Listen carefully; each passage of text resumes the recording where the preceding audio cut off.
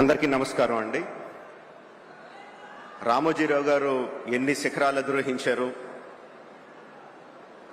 ఆయన అధిరోహించడమే కాకుండా ఆయనతో పాటు ఎంతమందిని చేతులు పట్టుకుని ముందుకు తీసుకెళ్లారు, పైకి తీసుకెళ్లారు, రాష్ట్ర ప్రజల కోసం ఎంత చేశారు అన్నది ఇప్పటివరకు నా ముందు మాట్లాడిన వక్తలందరూ చెప్పారు. ఆడియో వీడియో విజువల్లో కూడా చూసాం, తర్వాత కూడా ఇంకా చెప్పబోతారు. అంతకన్నా నేను ఎక్కువ చెప్పగలను అనుకోవట్లేదండి, అంత సాహసం చేయట్లేదు. ఒకటే అడుగుతున్నా అండి, అంత చేసిన రామోజీరావు గారికి మనం తిరిగి ఏం చేయగలం? 100% అండి. ఆంధ్రప్రదేశ్ రాష్ట్ర ప్రభుత్వాన్ని, తెలంగాణ రాష్ట్ర ప్రభుత్వాన్ని, కేంద్ర ప్రభుత్వాన్ని కూడా రిక్వెస్ట్ చేస్తున్నాను ఈ వేదిక మీద నుంచి, రామోజీరావు గారికి భారతరత్న ప్రదానం చేయడం సముచితం, సబబు. నమస్కారం అండి. Thank you.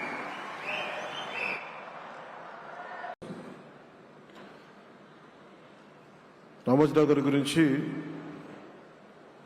అందరూ చెప్పిన దానికంటే కూడా నాకు నా పర్స్పెక్టివ్లో, నా అనుభవంలో నేను చూసిన రామోజీరావు గారిని మీ కొద్ది సంఘటనలు పంచుకున్నాను. రామోజీరావు గారు నాకు సినిమాలు ఉన్నా కానీ నాకు పరిచయం లేదు. ముందు షూటింగ్ ఆయన స్టూడియోస్లో చేసినా కానీ ఫస్ట్ టైం పాలిటిక్స్కి ఎంటర్ అయిన తర్వాత 2008లో ఆ సమయంలో ఆయన కలవటం జరిగింది. ఆయన మాట్లాడిన విధానం చాలా నిక్కచ్చిగా, ప్రజల పక్షపాతాన్ని. ఆయన మాట్లాడుతున్నంతసేపు నాకు మైండ్లో ఒకటి అనిపించింది, మనసులో జర్నలిస్టిక్ వాల్యూస్ని కాపాడటానికే ఆయన ఉన్నారు. ప్రజాక్షేమం, ప్రజా సంక్షేమం, ఈ పర్స్పెక్టివ్లోనే, ఈ కోణంలోనే ఆ చర్చ జరిగింది. నన్ను ఒకే ఒకసారి ఆయన 2019లో ఒక లంచ్కి ఆహ్వానించారు వారి కుటుంబ సభ్యులతోటి.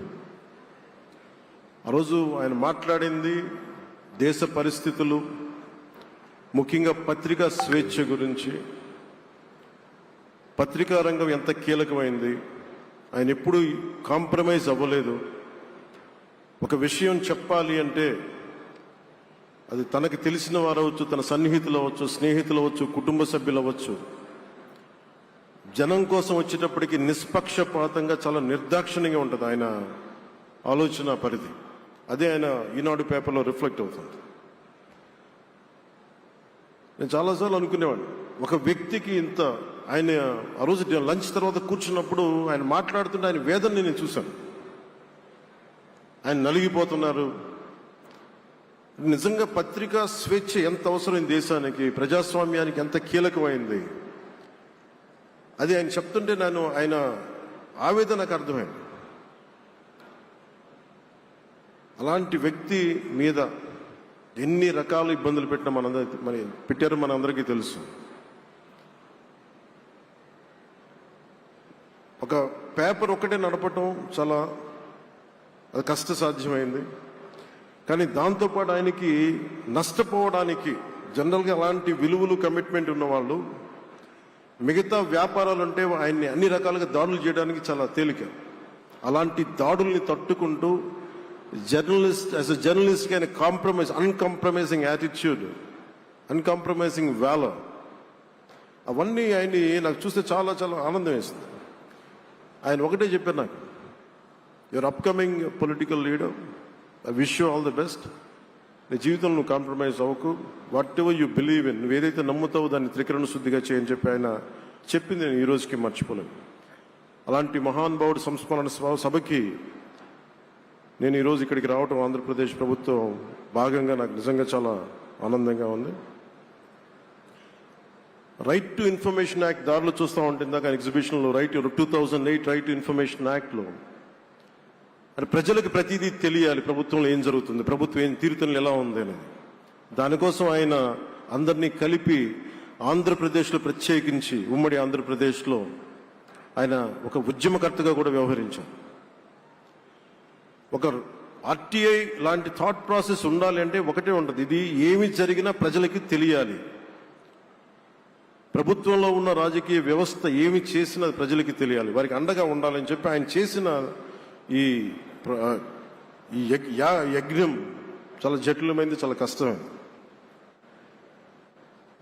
పత్రికా రంగంలో విస్తరించిందే కాకుండా సినిమా నిర్మాణ రంగంలో కానీ, స్టూడియోస్ కానీ, హోటలియర్గా కానీ ఇవన్నీ చాలా చేసి ఉండొచ్చు. కానీ ఆయన క్రక్స్ ఆఫ్ రామోజీరావు గారిది మోస్ట్ ఇన్స్పిరేషనల్ జర్నలిస్ట్. ఇందాక కొల్లూరు పార్థసారథి గారు చెప్పిన, ఇందాక అమరావతి నుంచి నాయ ఎమ్మెల్యే గారు మాట్లాడినా కానీ, పార్థసారథి గారు చెప్పినా కానీ ఆయనకి ఖచ్చితంగా ఒక విగ్రహం పెట్టాలని. ఎందుకంటే జర్నలిస్ట్ విలువల్ని కాపాడి ఆయన ఎందుకు ఇన్స్పిరేషన్ అంటే ఎన్ని కష్ట నష్టాలు వచ్చినా, ఒక జర్నలిస్ట్గా ఉండటం వేరే, ఒక పత్రిక అధిపతిగా ఉండి అన్ని ఒడిదుడుకులు ఎదుర్కొని ఆయన కుటుంబాన్నంతా బెదిరించినా కానీ, ఏమి చేసినా కానీ జనరల్గా కుటుంబ సభ్యులు కష్టం వస్తే నలిగిపోతాం. కానీ అది కూడా దాటుకొని నేను నా జర్నలిస్ట్ వాల్యూస్ నేను కాంప్రమైజ్ అవును, ఏదైతే జరగనని చెప్పి ఆయన కూర్చోబెట్టి at the cost of his family members also he vent ahead and uphold the journalistic values. వారికి దానికి చాలా చాలా సాహసంగా నాకు చాలా ఆనందం వేసింది. ఆయన ఆఖరిలో ఎలక్షన్ రిజల్ట్స్ వస్తాయి, ఎప్పుడు వస్తాయి వీటన్నిటి అనుకున్న టైంలో నేను ఒకటి అనుకున్నాను, ఆయన ఆరోగ్యం క్షీణిస్తూ ఉంది, బాగుండు, ఆయన ఈ విజయ వార్త వింటారా లేదా అనేది నేను ఒకటి ఆలోచిస్తూ ఉన్నాను. సో నేను శ్రీమతి శైలజా కిరణ్ గారిని, సుమన్ గారిని, శ్రీమతి విజయశ్రీ గారిని అడిగినప్పుడు నేను ఒకటి అడిగాను, ఆయన విన్నారా అండి, ఆయనకి మాటలు వినిపించినాయా? అందరు చెప్తాను ఆయనకి వినిపించట్లేదంటే, లేదు, చాలా ఒక 24 గంటలు ఆ విజయాన్ని దశాబ్దం పాటు నలిగారు, దశాబ్దన్నర పాటు నలిగి ఆయన్ని నలిగిన తర్వాత ఆయన అలాంటి వ్యక్తి విజయ వార్త వినకపోతే అక్షోభిస్తుందేమో ఆత్మని అనిపించేది. కానీ విజయ వార్త వినే ఆయన పరమదించారు. అందుకు నాకు చాలా ఒక తృప్తినిచ్చింది. అలాంటి మహానుభావులకి నా నివాళులు అర్పిస్తూ ఆయన నుంచి ఎవరైనా నేర్చుకోవాల్సింది, ప్రజాస్వామ్యాన్ని పరిరక్షించడానికి ఎవరి స్థాయిల్లో, ఒక పత్రికాధిపతిగా కావచ్చు, ఎవరు ఏ స్థాయిలో ఉన్నా దాన్ని మనం కాపాడాల్సిన అవసరం ఉంది. అలాగే ఆయన జర్నలిస్టిక్ వారసత్వ ప్రవాహం అంటే ఉదాహరణకి ఈనాడు, ఈటీవీ తాలూకు ప్రజెంటేషన్ ఆఫ్ న్యూస్ చాలా న్యూట్రల్గా, అన్బయాస్డ్గా ఉండదు. ఏదైనా విషయం చెప్పేటప్పుడు నా గురించి ఎంత రాస్తారో, నన్ను తిట్టాలనుకున్నప్పుడు అంతే తిడతారు. అంటే నువ్వు చేసే పనిని బట్టే గుర్తిస్తారు తప్ప నాకు తెలుసు కదా అని చెప్పి మళ్ళీ దానికి ఫేవరెటిజం ఉండదు. అది తెలుగుదేశం పార్టీ కావచ్చు, ఇంకొక పార్టీ కావచ్చు, కాంగ్రెస్ కూడా కావచ్చు. కాంగ్రెస్ చేస్తే కాంగ్రెస్ని ఆయన్ని పైకెత్తిన సందర్భాలు ఉన్నాయి. అలాగే ఏ పార్టీ తప్పులు చేసి నచ్చని, ప్రజలకి ఇబ్బందికరమైన సంఘటనలు జరిగినప్పుడు ఏం మాత్రం వెనకాడకుండా ఫ్రంట్ పేజీలు వేసేవాడు. ఫ్రంట్ పేజీలో మరీ చాలా బలంగా చేసేవాడు. సో అందుకే నాకు అనిపించింది ఒక జర్నలిస్టిక్ వాల్యూస్, ఆయన తాలూకు వారసత్వ ప్రవాహం ప్రతి జర్నలిస్టు పుణికి పుచ్చుకోవాలి, అది తీసుకోవాలి. ఒక నది ఒక ప్రవాహం వెళ్తున్నప్పుడు మన స్థాయి, అది నువ్వు ఒక చిన్న బకెట్తో తీసుకుంటావు, చెంబుతో తీసుకుంటావు, ప్రవాహంలో నీళ్లు అన్నట్టుగా రామోజీరావు గారి జర్నలిస్టిక్ వారసత్వ ప్రవాహాన్ని మనం ఎంత తీసుకుంటాం అనేది మన స్థాయిని బట్టి ఉంటుంది. అది ఒక మోటార్ వేసి ఒక ట్యూబ్ మనకి పైప్లో తోడుకునేలాగా ఉండొచ్చు, లేదంటే నా స్థాయి ఇంతే అంటే కూర్చోబెట్టి ఒక చెంబుతో తోడుకోవచ్చు. అలాంటి అపరిమితమైన ప్రవాహం, ఆగని ప్రవాహం, ఉధృతమైన రామోజీరావు గారి జర్నలిస్ట్ వారసత్వ ప్రవాహం ఈ రాష్ట్ర ప్రజలందరూ కూడా, తెలుగు ప్రజలందరూ కూడా దాని నుంచి మనకి ఒక స్ఫూర్తిని తీసుకోవాలని మనస్ఫూర్తిగా కోరుకుంటూ, నాకు అవకాశాన్ని ఇచ్చిన నా సహచర మంత్రివర్యులందరికీ, ఇక్కడికి వచ్చిన ప్రత్యేక ఆహ్వానితులుగా వచ్చిన జర్నలిస్ట్ పెద్దలందరికీ, పత్రికా ప్రతినిధులందరికీ, ఇక్కడికి వచ్చిన అతిథులందరికీ, విశిష్ట అతిథులందరికీ ప్రత్యేకమైన ధన్యవాదాలు తెలియజేసుకుని, కృతజ్ఞతలు తెలియజేసుకుంటూ సెలవు తీసుకున్నాను. జై హింద్.